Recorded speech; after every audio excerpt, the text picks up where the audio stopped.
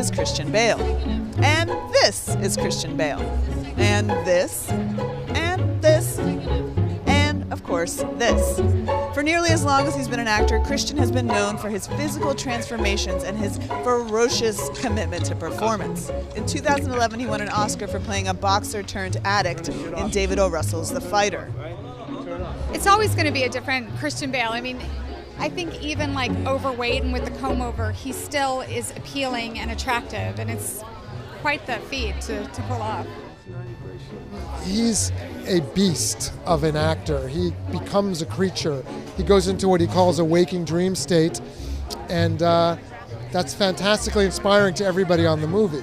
He's got 2 movies on deck this Oscar season: American Hustle, in which he plays a flamboyant 70s grifter, and the much less glam Out of the Furnace from the filmmaker Scott Cooper. We talked with Christian a little while ago in Los Angeles about his many different roles and hairdos. In American Hustle, you have a hell of a comb over. The real guy who my character is very loosely based upon, Mel, I met with him for a few days. When I first saw the picture of him, he was so not what I expected him to be. Right, I'm in and I'm out. I was there the whole time. You don't know it, all right?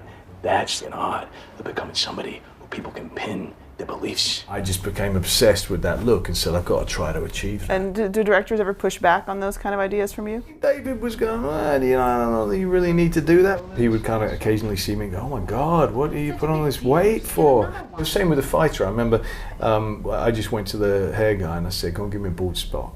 And he went, have the producers said anything? I went, if we ask them, they're never gonna let it happen.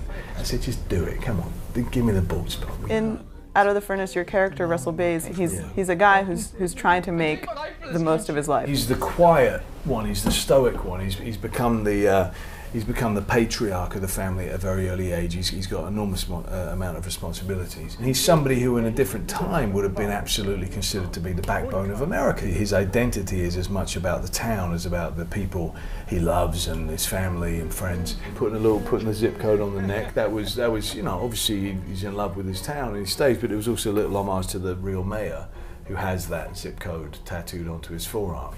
With a lot of parts, I've never particularly been asked to do transformations, but you just get it in your head and you just go, I need to. That's what I need to do. I don't know how to play that part without looking that way. I always talk with the director about it. It's just that they don't necessarily understand quite to what lengths I might be talking about. Do you find it hard to leave behind characters? Some can linger more than others. I don't have technique. I always have to kind of warm up into it a little bit. But I mean, pretty much any character I've ever played, I'll just have to think about, certain words, certain phrases, certain, memories I have about it, and eventually you'll be able to, take it away a hell of a lot quicker than, the prep that was needed to get there in the first place. So, The Fighter obviously won you an Oscar. Which was a tremendous achievement. What would it mean for you to have another kind of award like that at this point in your career? Oh, of course, it'd be wonderful. I'm human, you know what I mean? I love it when other human beings give me a pat on the back and say they appreciate my work. That being said, look, it's kind of a funny thing to think that, there can be an absolute best actor. It's not like this is a 100-meter dash where you cross the line first. It's all opinion. What if it's a movie like Batman that's the one that people remember 10 years down the line? Great, good. You wanted me. How'd you run? Here I am. I'm very myopic in what I choose. I don't have any strategy, I don't have any plans, I don't have any particular kind of film that I can articulate that I like. I just look at, each day very up close, what's in front of me.